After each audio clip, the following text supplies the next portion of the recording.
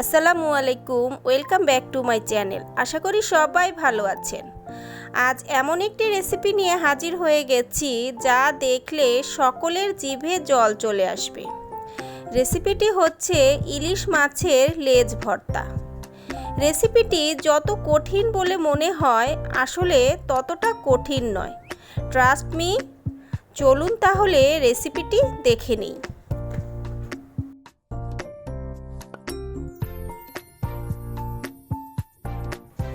রেসিপিটি তৈরি করার জন্য এখানে আমি দুটি ইলিশ মাছের লেজ নিয়ে নিয়েছি।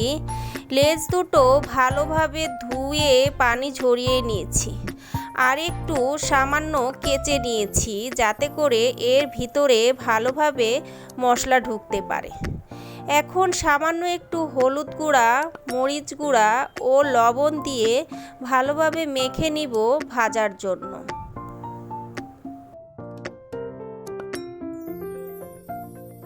চুলায় একটি ফ্রাই প্যান বসিয়ে দিয়েছি। দিয়ে দিব সামান্য একটু তেল। এখানে আমি সরিষার তেল ব্যবহার করেছি। এখন এর মধ্যে ৬-৭টি শুকনা মরিচ ভেজে নিব। মরিচগুলো ভালোভাবে নেড়েচেড়ে মুচমুচে করে ভেজে নিতে হবে। শুকনা মরিচ ভাজা হয়ে গেছে। এখন ফ্রাই প্যানের সাইডেই রেখে দিব। এই তেলের মধ্যেই ভেজে নিব ইলিশ মাছের লেজ দুটো। মরিচগুলো ফ্রাই প্যানের সাইডে রাখার কারণ হচ্ছে ফ্রাই প্যানের সাইডে থাকলে মরিচগুলো অনেক সময় মুচমুচে থাকবে। তাছাড়া মাছগুলো ভাজতে এবং কাটা বেছে নিতে নিতে মরিচগুলো নরম হয়ে যাওয়ার সম্ভাবনা আছে। মাছের লেজ দুটো এপাশ ওপাশ উল্টে পাল্টে ভালোভাবে ভেজে নিতে হবে। এ পর্যায়ে শুকনা মরিচগুলো ফ্রাই প্যান থেকে তুলে একটি প্লেটের মধ্যে নিয়ে নিতে হবে। মাছের লেজ দুটো ভাজা হয়ে গেছে। এটিও তুলে প্লেটের মধ্যে নিয়ে নিচ্ছি। এরকম একটি খোলামেলা প্লেটের মধ্যে নিয়ে নেবেন, তাহলে ভর্তা বানাতে সুবিধা হবে। মাছের লেজ দুটো হালকা একটু ঠান্ডা হয়ে এলে কাটা বেছে নিতে হবে।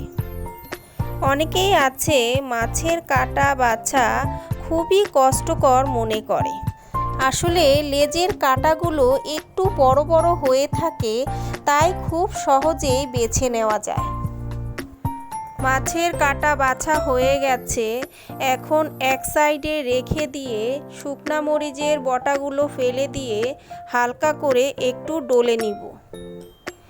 এরপর এর মধ্যে দিয়ে দিব কাঁচা পেঁয়াজ ও ধনিয়া পাতা কুচি। এখন এগুলো একসাথে ভালোভাবে চটকে নিতে হবে।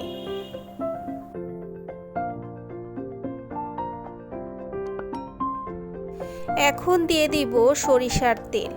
সরিষার তেল দিয়ে সবগুলো উপকরণ ভালোভাবে মেখে নিতে হবে। বন্ধুরা, যারা এখনও আমার চ্যানেলটি সাবস্ক্রাইব করেননি, প্লিজ চ্যানেলটি সাবস্ক্রাইব করে আমার পাশে থাকবেন।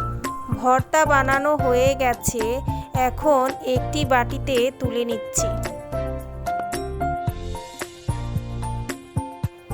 তৈরি হয়ে গেছে ইলিশ মাছের লেজ ভর্তা। রেসিপিটি খুবই সহজভাবে দেখানোর চেষ্টা করেছি। আশা করি সকলের কাছে ভালো লেগেছে। আর ভালো লেগে থাকলে লাইক, কমেন্ট, শেয়ার করতে ভুলবেন না। আল্লাহ হাফেজ।